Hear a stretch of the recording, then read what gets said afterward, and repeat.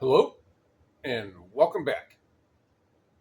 Wednesday morning now, a little bit before 9, much cooler day at 9 o'clock now. It's not even 80. Yesterday, uh, I don't remember what it was at 9 o'clock. It was definitely warm. Like now I have the back door open, right? So it's cool enough. It's going to get to a high of 80. That's it. So let's calm down. Now I get to go out today. I'm not going to go far, and that's tentative. We'll see. But usually for the days that I know I'm going to be going out, well, I mean, I try to go out at least 4 or 5 days a week. However, if there's a day when I'm planning on going farther, I want to make sure I get stuff done sooner so I can get out sooner. Think of things that I brought up as did talk to eBay in regards to the FedEx Smart Post, the FedEx Ground Economy is what it's called.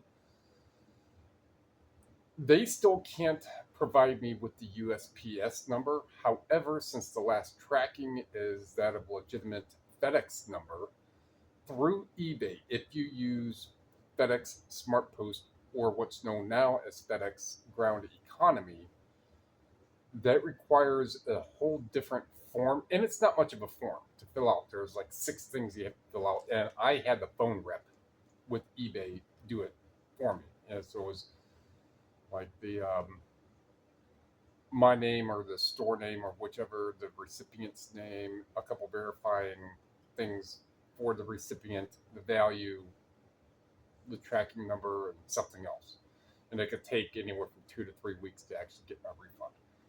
So in that time frame, there's what they're going to try to do. They're going to try to locate the item. My understanding is from eBay. So the process is in for me to get my money back for the item and for the shipping label. So there's at least that inbound. That's about it for the big news. So it was actually a pretty decent sales day, and if you're new here, my sales day, the way on how I consider it is when I have the items labeled and gone by the time the the carrier's here. So if I'm making a video and at the end of the video is a screenshot of what the sales were, and that screenshot is going to be the oldest sale from yesterday. So it's going to be columned that way. So it'll show a sale yesterday at, let's just say, 12:30 Eastern time and going down. Now, it's not going to show them all. It's just going to show primarily it's the product cost received, the total amount, and the quantity. At that point, when that video posts, unless like a bigger item is going to be going out, it could take a little longer for it to get farther, or it's just a low $10, $12, $15 item that will go out. But usually at the end of the video, when it's processing to be posted, that's my end of my sales day.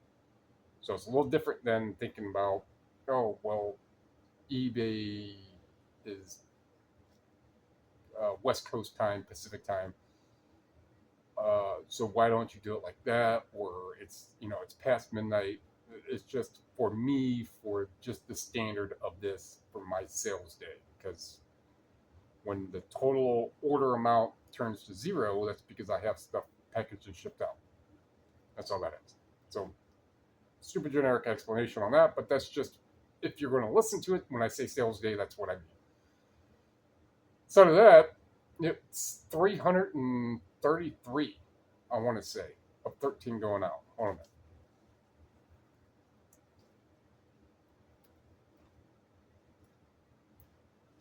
Well, it's close to that type of literation, but it's 344 of 14 items going out. And the last one I got at 12:44 in the morning this morning. Right, so it's 9:44 Pacific time. So it was 12:44 and nothing in those past otherwise 8 hours, which is weird in that stretch of having 14 within 12 hours and now none in that stretch of time. I don't fret about that. I got enough. And I make videos when my sales are 200 or more, regardless if it's pumped up by an international cost, right? It still kind of gets to the point. So 344 at 14, even quick math, not really rounding everything up, that's still bread and butter, $22 average. It all adds up, right? And the actual, I don't think, no, it's 325. There might be one international in there. So 325 is the product cost receipts. Anyhow, enough talking about that. I did pre-pick them, so it's going to be a little quicker and easier. Best way to do that. So start going through these. And one is this wee little Who Framed Roger Rabbit that was a keychain thing. It does not have the keychain. The eye is still there at the top of it, right? So you can still put a little. But I picked up like a bag of these types of little figures and all kinds of little things at Savers. Maybe it was a couple bags, right? And they're just jam packed. And that's the same time when I got like the Jada cars. So they're bigger slot cars like this. And I got it years ago. I don't even think that this even has a date stamp. So it's been probably 3 years. But it just constantly got enough attention to where I could take it down and reprice it. And eventually, it sold for $11, and that's going to be probably $4 to ship for something of what I paid maybe 20 cents for. It took years or so, but it's small. It's not like it took up much room there. So $11.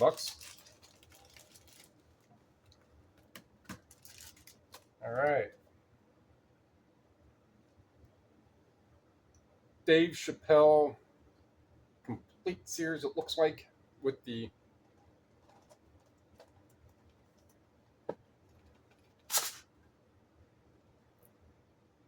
slipcover. By the time I did that, I forgot what the price was. $34.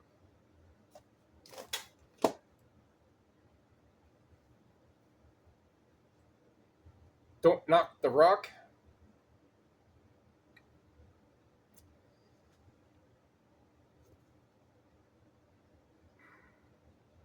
As James Keating would say in the movie Dead Poet Society, it's a very unfortunate last name.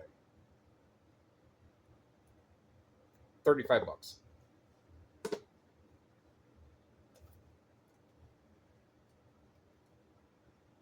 Johnny Craig with the slipcover CD, one I just got. It's in a fairly recent sourcing video. $24.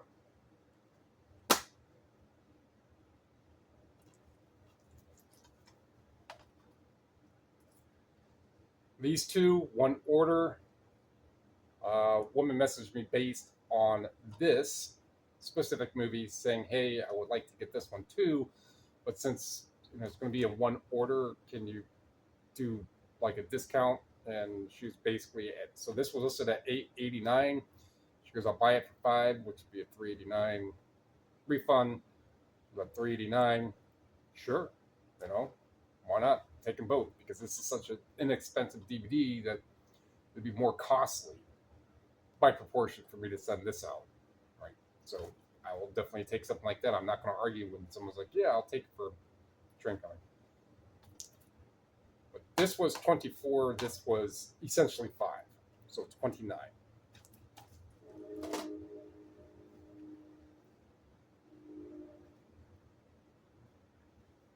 Four of the butter knives, the place knives, the dinner knives and I had hundreds and hundreds of those. Still have a whole bunch of them.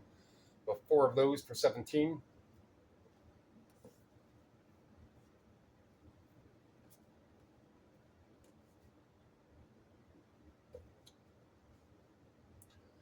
These two books, no date stamp on the picture. Well, at least the main picture.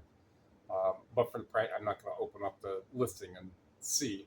But I know I've had them for a good while. 13.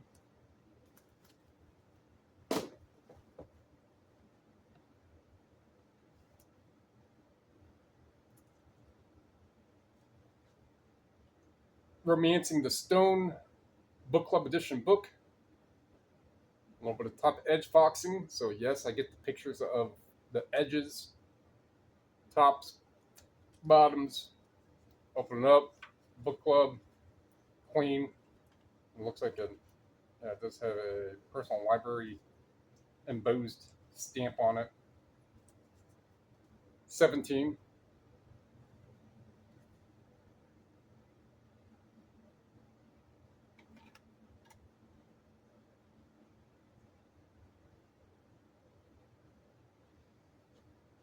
Human League cassette, their greatest hits.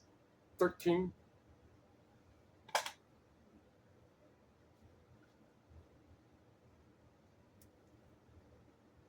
Big D and the Kids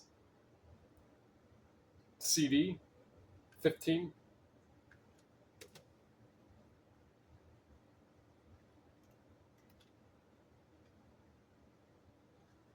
Some Fendi, Fendi sunglasses. So I have in here that the size is question mark, then 17 and 140, just naming off what it is. So there is an actual complete frame size on it, but the first number is going to be this width number. The other one is going to be the bridge number, nose bridge number, and then the other one is going to be the temple arm length, right? So I don't think the person buying this is too concerned about this. But these are 60. 60.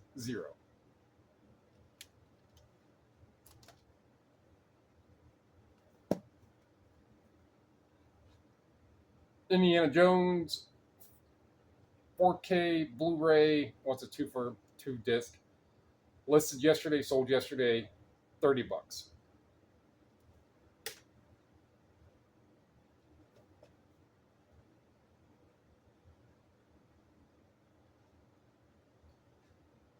And Dick Gregory's Bible Tales paperback book, little book, 26.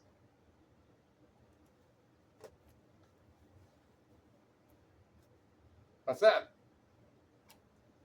So the conclusion is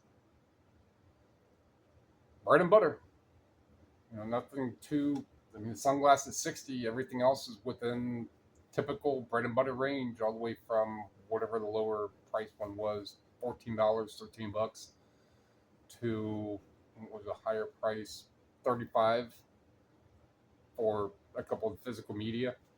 So even if we take the Roger Rabbit and the glasses out, which would be 70, take that from the 340 is going to be we'll just go with 270.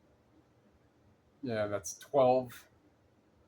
12 times 20 is 260. So bread and butter, $20 range. It all adds up. So if you like what you heard, like what you saw, like what you learned, let me going up, comment down below, sub share, those are all free. They take a second and they help, well, me and you. So happy together. Thank you.